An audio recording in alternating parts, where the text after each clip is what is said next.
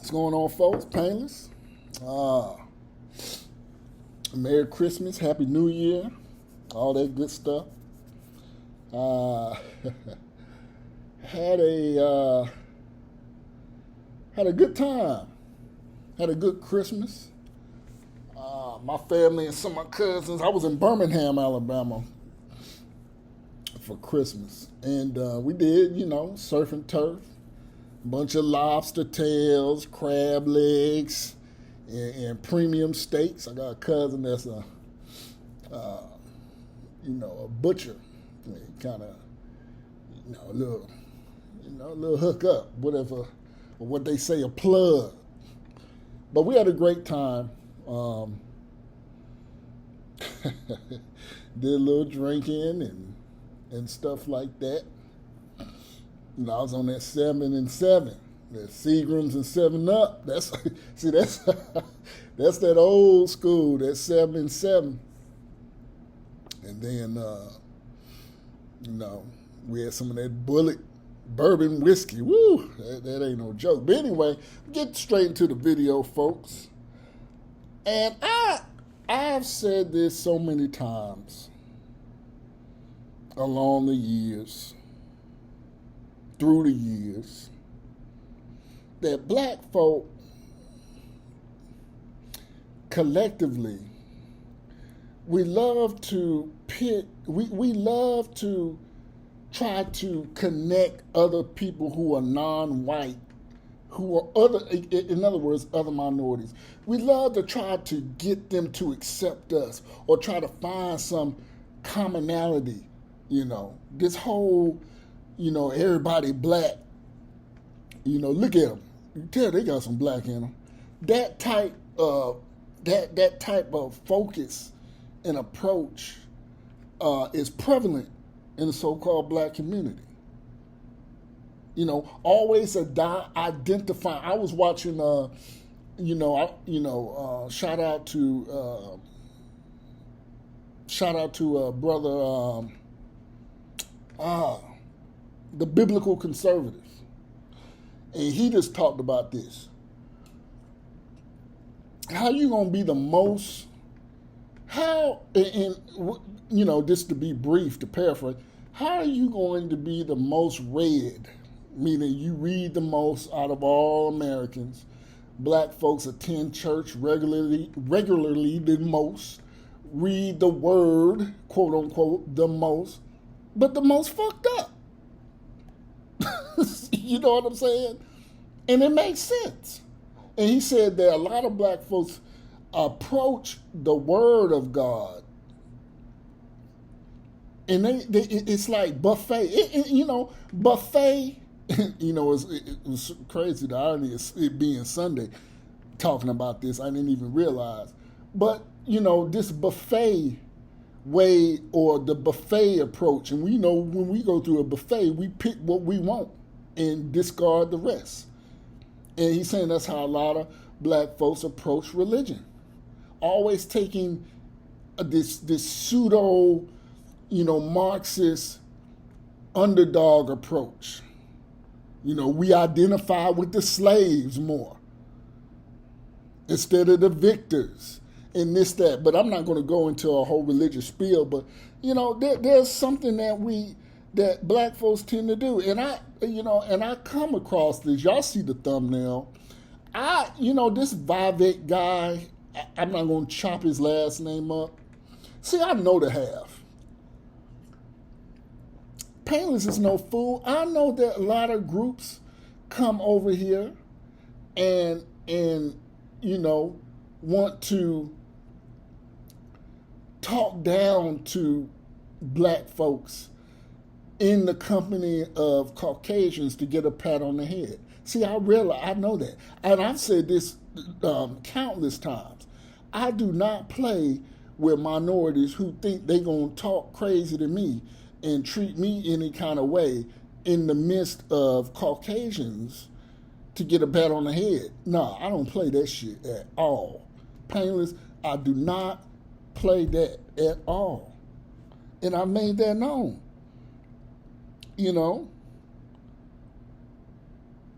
So I was watching Jason Blow, listening to Jason Black the other night, the Black Authority. And I can only take him with a grain of salt, him to read, but you have to listen to, I'm not going to call them opposition because I have no ops. What I'm saying, you have to listen to, I guess you could call it the opposite argument or different arguments or alternative approaches or the ways. And look, and his premise was Vivek got his Indian wake-up call. Of course, that's a low-hanging fruit approach.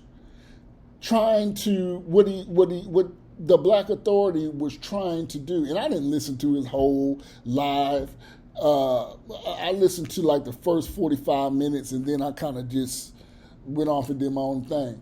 But this whole idea that, oh, now you know how it is to feel black, that is another approach that the Negro does to make himself feel like he's not alone out here. And it's not the truth. Look, Vivek don't give a damn. Look, he don't give a damn in that respect about black folks and being a collective and holding hands and being a coalition with black folks.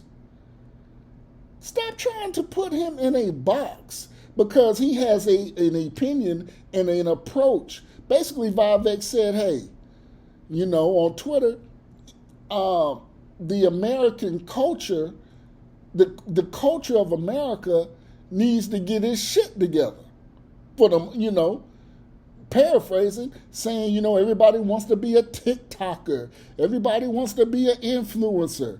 Well, since that's all y'all want to do, we're going to allow people to come here on H-1 visas to work. Now, H-1 visas are just what I just said. They allow people from other countries to come over here and do work, specialty work. They're not coming here to be damn garbage men. You're not getting an H-1 visa to come over here and work at a goddamn call center. You're getting, these are for specialty positions, doctors, high visibility, high vis positions, critical positions,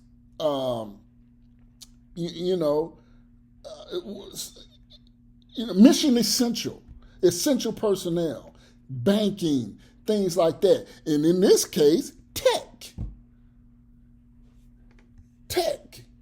And here you have these shines out here saying, well, you trying to say ain't no black techs you can hire? And look, I'm going to just say this, folks. And this is, and see, I'm in my mid-40s. And some of y'all may remember names. Like, don't give your child that name. Because if they see it on if them people see it on a resume, they just going to throw, if they see Quantisha Harris, they going to ball that shit up and throw it in the trash. We went through that phase, See, black folk older, baby boomers got this messed up. See, there's trends. See, I'm a Gen Xer. I'm a mid-true Gen Xer. Like, I was born in the 70s and lived through the 80s, And I say all that to say is, I'm that last age where you can be in Kmart, and yeah, I know there ain't no more Kmarts. I'm that and the reason I share this story because it happened to me. I'm that last generation where you can get your ass beat in public and people walk by and be like, damn, I wonder what that little nigga did. And keep moving. Wasn't nobody calling the police. Wasn't nobody trying to intervene. You just got your ass beat. And I remember my mama whooped my ass in Kmart because I was fighting over a glass bottle of Flintstone vitamins with another child, and that shit bust and bust all on the floor. And my mama took me in one of them dressing rooms and whooped my ass. And nobody said nothing. So that was in the 80s. Early to mid, like had to be like 84, 85, 86, somewhere, around 85. So this culture, what Vivek said is correct. American culture is trash.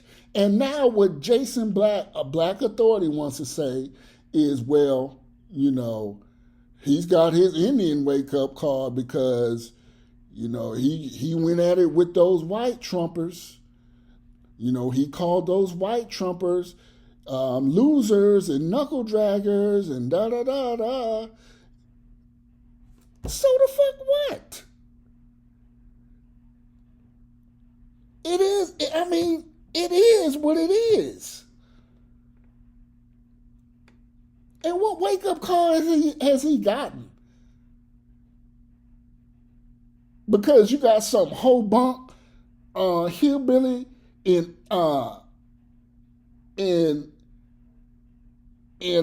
don't know shit, North Arkansas saying, "Oh, I don't like that guy. Who does he think he?" Man, nobody give a shit about them folks.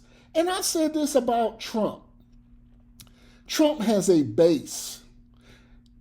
But nobody gives a he don't really give a shit about them like that. So many people have voted for Trump for a variety of reasons. Those whole bunk, snaggletooth, subway working still at 52, no insurance, those type of Caucasians that think they are still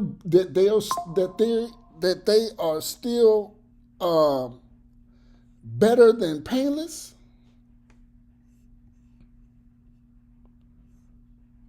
I don't associate with them. I don't associate with and I supported Trump, and they supported Trump. But I don't give a damn about those people like that. They're not shit to me. See, what Black Authority, he wants to put all Trump supporters, and I see this in a lot of these black male intellects, these Tiason Johnsons and these groups. They can't stop. They start talking right. They'll talk right for a little bit. Then they just got Trump on the brain disease. Let's revisit the election. For what? It's over. He's your goddamn president. They can't let that shit go. It's over.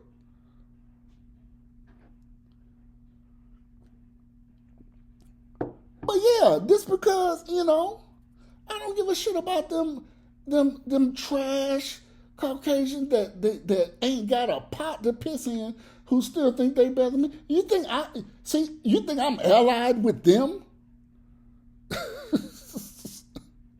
But see, that's what a lot of you Negroes that are still booty hurt, that Chucks and Pearls lost, that's what y'all think. And that's not the truth. I would sit before I came home. Me and my cousin, we had went to Cracker Barrel at night, and when we were sitting there, I looked outside, and I saw it looked like an old Ford Burgundy Tempo. It looked old, I don't know. And they rolled up in the parking lot, and I looked who jumped out of there.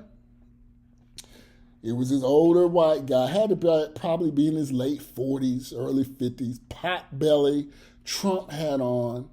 And then I saw the girl that was driving. She jumped out, velvet blue hair and shit, and there it is, and I could tell that even though he had a Trump hat on, he was a piece of shit probably. And she was too. But see, I said that type of base, I don't give a damn about at all. And the fact of the matter is, Vivek was right. This entitled culture, and so in America, has produced this. It's produced this. Everybody got some shit to say on these platforms instead of getting their dead off their dead ass and doing something. Remember that Great Resignation shit? Y'all remember that? Oh, I'm quitting my job. Hey, but you got a mortgage. I don't care. I'm tired of working. You know, Elon. What's my man that's in charge of Amazon? Anyway, he makes $1 billion. He can give us more money. It wouldn't hurt him. What the fuck is it to you? That's none of your business how much he makes. That's not how business works. It's the top priority of a business owner is to make money. Stop pocket watching. Just because, you made bad choices and, you're working here. You're 52 years old, female, woman, working a goddamn warehouse job, and then you're working at Whataburger at night. That's your fucking fault. And then when you peel back and see why they haven't advanced or done anything with their life, it's over. It's usually it started young, fucking with, running with the wrong crowd, getting on drugs, stealing and shit, doing shit you ain't got no business. And that loser mentality is prevalent. It's very prevalent in white American society. Don't be fooled. Loser society is very prevalent. See, what's kind of happened is Vivek did to Caucasians what Caucasians typically do to black folk. Hey, personal responsibility. If you made better choices, you wouldn't be in the projects. Da, da, da, da, da, da. And Vivek flipped the script and said, hey, y'all are trash. Y'all need, so we're going to hire people here off these H-1 visas to do work. And, this may be a dry subject to y'all, but my listeners that really, they know what's going on because it all ties in together. And what do I mean by that? It's about class. I've said racism will always be here. But you know what? But you know what will always seep to the surface? Classism. And that's what we're experiencing. Classism. Because white folks is out here catching hell too. As much as I talk about black folks, you got white women out here 58 years old talking about they quit their job, no 401, with a gang of cats in the house. You feel what I'm saying? That cat, remember that cat shit, that cat lady shit was usually just reserved for the cat lady. Now most women, you got dog moms, no man. And I said this before, and even me as painters, I gotta take my own advice. Living alone and all that shit it ain't really no flex. Ain't nothing to gloat and be proud about because man and woman, painless is my personal opinion, we're not supposed to be alone. But see, you got a lot of people out here trying to thug it out and be independent instead of getting, being with somebody, being patient and finding that somebody and working together. Here, you out here working a call center job that you hate, and you're on the verge of getting canned. Then you going out and door dashing and shit for like, another 40 hours. Just for what? Just because you can blow that money and go to DR and Costa Rica and Jamaica and get on IG and flex like I'm outside. That's why, even the dating. I've said this. A lot of sisters out here, they on that travel shit. And when I hear that I love to travel, it's what I like to do, is therapeutic. No, reading a fucking book is therapeutic. Going for a walk is therapeutic. Taking $3,000 that you don't have to go to Costa Rica, and for the hell what? That's bullshit. That's not therapeutic. That's bullshit. And I stay away from women like that because they blow money. You get with them, they're going to suck up your money, men, and it's a lose-lose. So, in that respect, you might as well just stay alone. But yeah, American culture it's turning into a loser, knuckle-dragging culture. I don't want to work. And it's going to get, especially, see, Gen Xers, like I said, we're the last of the Mohicans to get it how we live. Hey, I got shit to do. It's just a security. It's a security job. I don't give a damn. It's paying bills and keeping a roof over your damn head. You got people now, I don't want to do that work. I'm better than that. No, the fuck you not. Why not? You ain't got shit. That's why. He who has nothing has nothing. We live in an arrogant, society right now where it's just like, this arrogant for no reason. Entitled. Fuck you mean you ain't want, you don't want, I can't work. And I tell you what, they take that TikTok shit away. A lot of y'all is through. And I've said this, no job is guaranteed. But I would not want to put all my eggs in a basket on fucking YouTube, TikTok, Rumble, because they can jake that stuff at a moment's notice. Yeah, about people getting their channels terminated. Oh, I didn't do nothing. You got Boosie out here begging, can I get my IG back, Mark Zuckerberg? Get my Facebook, That's a shame. That's ridiculous.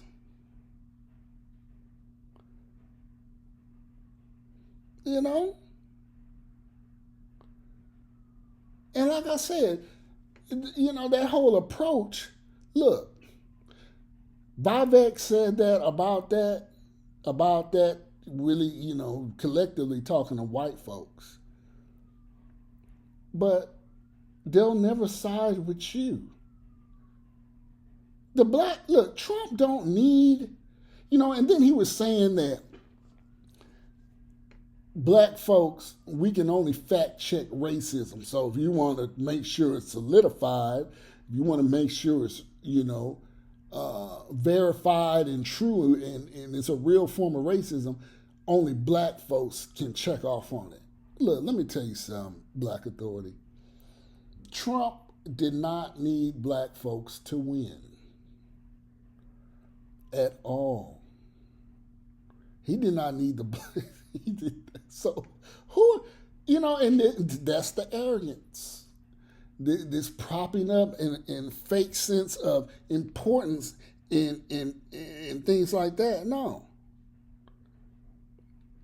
as far as when you look at Elon Musk and guys like this, whoever can do I believe he's a product of an H-1 visa. But, hey, it wouldn't be no Tesla.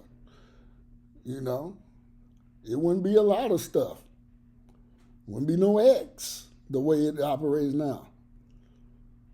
I say the best for the job. I was listening to this lady, she called, anti-HR. That's her channel, something like that. And she's always boo-hooing about people getting fired, black folks. She had a crash out moment about Trump, and she's one of them typical looking sisters, bald. But she's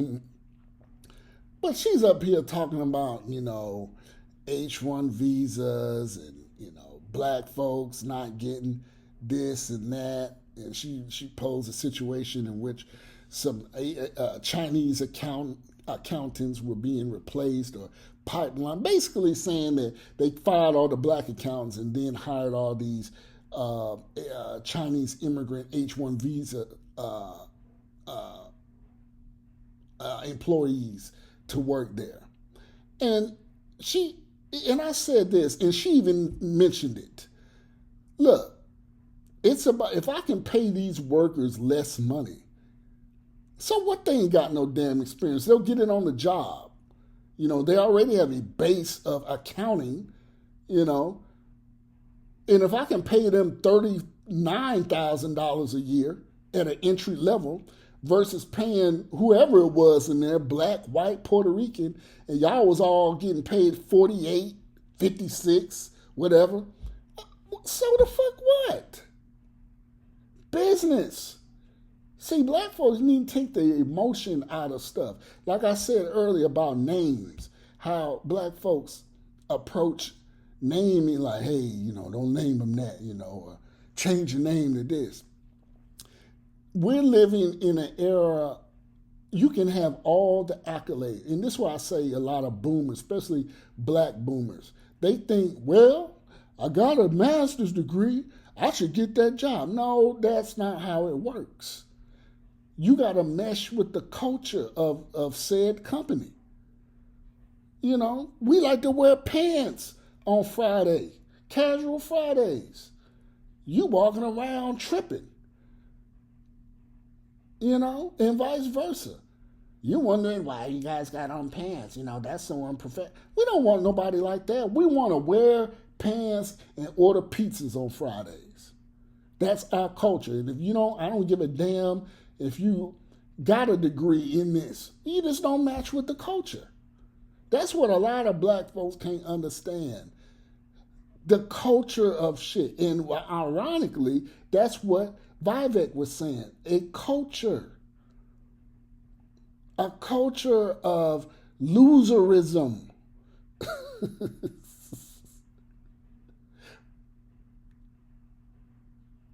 Black folk, you need to understand there's cultures of things. Sometimes your ass just don't go there. You're not supposed to be there. But see, you've been trained for over almost 7 years in the college intelligentsia of liberalism to think that, hey, it doesn't matter. We all belong. No, the fuck.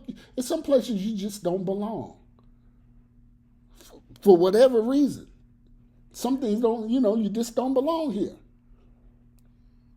And me, I'm of the opinion like, shit, wherever I ain't want it, I don't go. And you'll never, ever catch me there again. That's how Painless rolls. That's how I rock. I do not stay where I'm not wanted. But that's the era we in, folks. And it's, I had no problem with what Vivek was, because I could see the forest for the trees. But that's my video. Painless out.